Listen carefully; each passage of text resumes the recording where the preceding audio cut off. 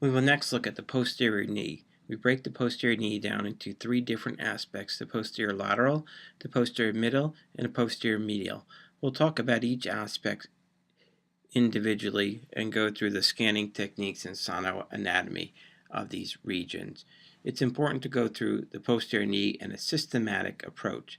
The posterior knee is the most complex area of the knee and requires the most experience to do. Let's start with the posterior lateral structures. We'll be looking again at the lateral collateral ligament, the biceps femoris tendon and muscle, the peroneal nerve, and the lateral meniscus and tibiofemoral joint. Some of these structures were partially evaluated in other areas of the scan and can be looked at in greater detail from the posterior approach.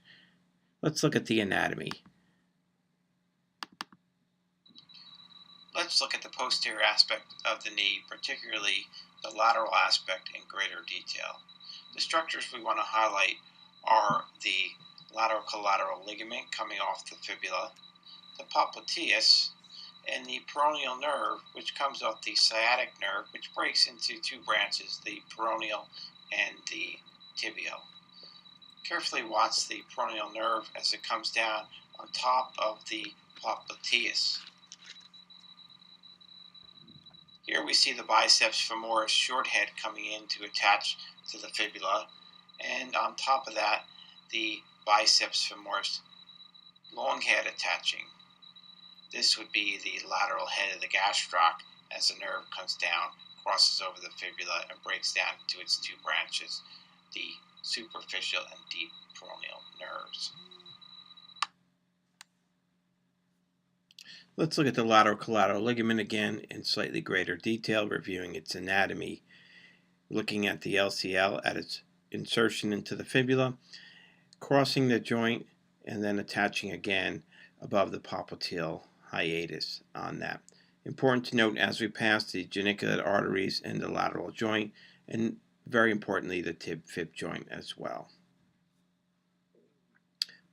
Again, reviewing the LCL anatomy,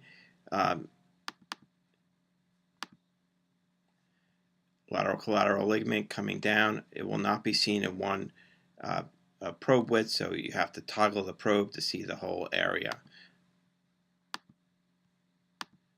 Positioning here from the posterior approach, again pointing to the popliteal hiatus and putting the distal end of the probe over the fibula. This is seeing the ligament in greater detail at its origin and looking at the mid-substance of the ligament. Let's look at how to examine this from the prone. Structure to see is the lateral collateral ligament again. We're going to look at it in a little different way. I prefer this way to the patient side lying. I lie the patient prone, and I put the leg in a figure of 4 position here to make the ligament taut. I will then easily palpate the fibular head.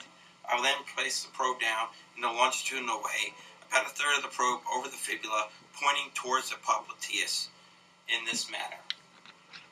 Once I place the probe down, I will then look to see the LCL, which is a very small ligament, going and attaching at the fibular head here. As I move it up, you can again see the LCL piercing the two heads of the biceps femoris tendons. One head here and another just below it in this spot. Again, that's the LCL piercing through the two heads of the bicep. I then focus on the LCL and follow it up as a thin ligament coming across, focusing on it, following it all the way up as we follow it up to its attachment again into the popliteus hiatus just above the superior rim right here.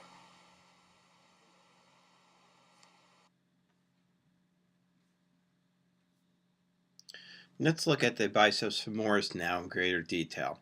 The biceps femoris is made up of two heads, the long and short head, which come together to insert primarily at the fibular head. It does have multiple other insertions, which can be complex and beyond the scope of this discussion. Let's review the anatomy of the biceps and the sonoanatomy of this. Let's look at the anatomy of the bicep, tendon, and muscle in slightly greater detail. We'll rotate our model and look at the biceps, which is situated here with its long head with its tendon, and its short head, which is primarily muscular. Let's look at those in slightly greater detail.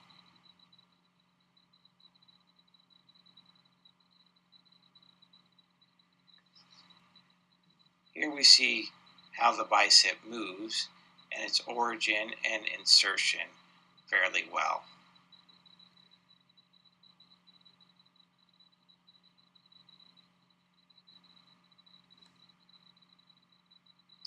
Again, its insertion and origin,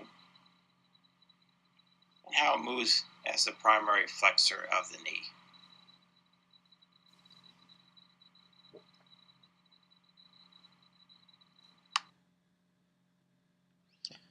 Let's look at the sonoanatomy of the bicep. This is the short head coming in, and this is the long head, and you'll see them attaching primarily down here to the fibula. Scan position is like such. Patient is prone, angling towards the ischium. You can also look at the biceps from the side lying position as well, and some people prefer this. Let's look at how to scan this area. The next structure we want to look at is going to be the biceps femoris and its attachment into the fibula. We're going to take the same position we just used to find the lateral collateral ligament and place the probe again over the fibular head. This time we're going to point towards its ischium. So place the probe in a longitudinal approach over the fibula, 1/3, and then point towards the ischium, and you will see the bicep tendon coming in to attach at the fibular head. We can follow the bicep tendon long head up as the arrow is on, and that is the long head of the bicep. Just below the long head is the short head of the bicep, which is muscular and comes down to make a tendinous attachment with the long head to go down into the fibula and attach onto the fibula.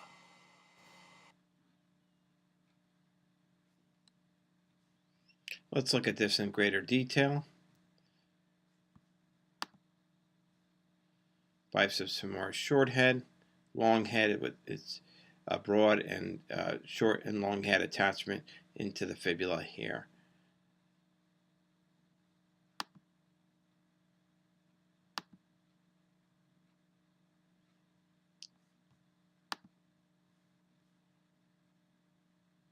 It's also important to look at that in a short axis plane as we get very good details of the biceps short axis. Biceps femoris tendon in the short axis approach. This is very valuable when looking for hamstring tears. What we're going to do is find it again longitudinally by again palpating the fibula, placing the probe down over the fibula, going towards the ischium, where we will see the fibula and the bicep tendon in this location. As we follow up longitudinally, we will see the short head of the bicep muscle just below it here. Watch now as I turn the probe 90 degrees on this as we line up on the bicep, tendon, and muscle in a short approach. This is the axis we want. We see the hypoechoic muscle of the biceps femoris, and we see the biceps femoris long tendon in this location right here, and just below that is the biceps muscle there. I will then follow them down, focusing on the short head and long head as they come together. They come together as a tendon, and it comes down, down, down, and it will come all the way down and attach in this location. Incidentally, is the peroneal nerve sitting off in this location, which we'll visualize next. The peroneal nerve is an important structure and very easy to locate because of its superficial nature of that. It is a branch of the sciatic arising just above the popliteal hiatus, moving distally along the medial aspect of the biceps femoris. It moves across the bicep tendon and the lateral head of the gastroc to go around the fibular neck, where it then splits into its superficial and deep branches. It innervates the anterior and lateral compartments of the leg. Let's review this anatomy and talk about how we scan this area. Let's begin by using essential anatomy to look at the posterior aspect of the knee and its nerve structures.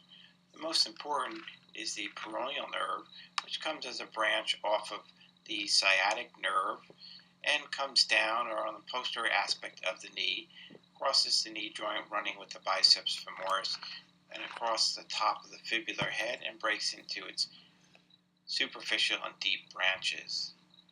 This nerve here is the tibial nerve, which will hook up with the peroneal nerve to form the sciatic nerve. This branch here is also another important nerve, more important in the leg, the sural nerve.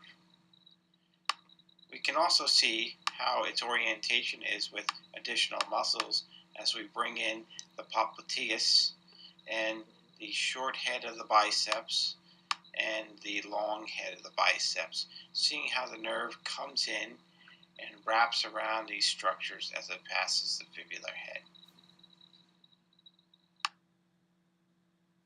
Let's look at the nerve.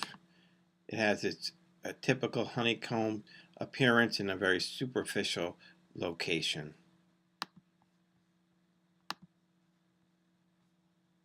Let's look at how to scan this nerve around the leg.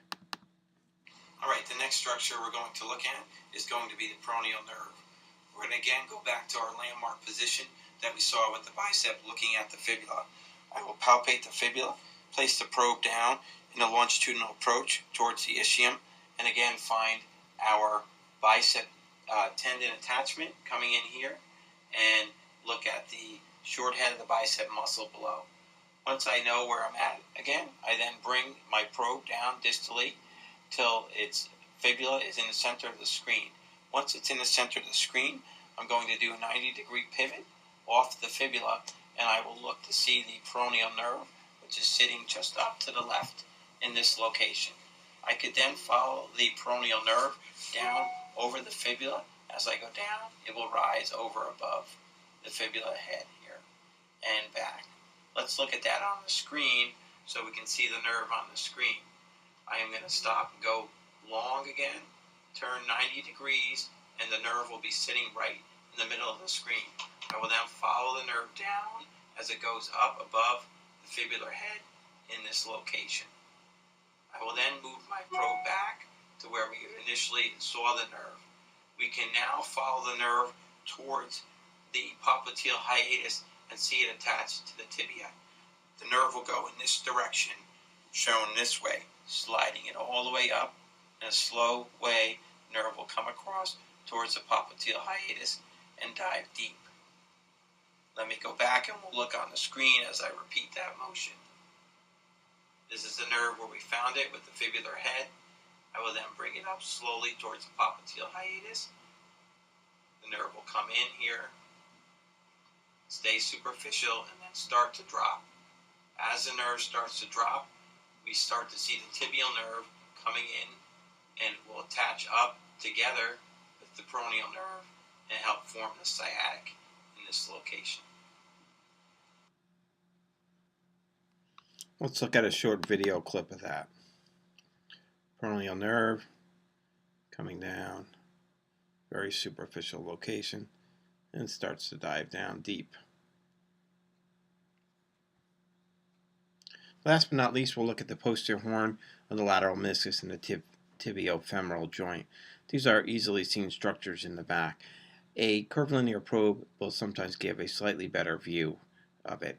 We're looking between the femur and the tibia for the meniscus, which is a triangular shaped structure as depicted here. Again, looking at the triangular shaped structure between the joint and the probe position. Let's take a look at how we scan this area. The next structure we want to look at on the posterior lateral aspect of the knee is the posterior horn of the lateral meniscus. We're going to find our bony landmark of the fibula, place the probe down over the fibula. I will then come up till I see where the joint is. Once I'm in this location, I then just need to toggle the probe slightly, bring the leg up to find the lateral meniscus sitting in this triangle here. We can see the lateral meniscus and parts of the lateral collateral ligament above it, but this triangle is the lateral meniscus. I can then sometimes even do some rotary tests on it, just like this, to try to bring out subtle problems within the meniscus.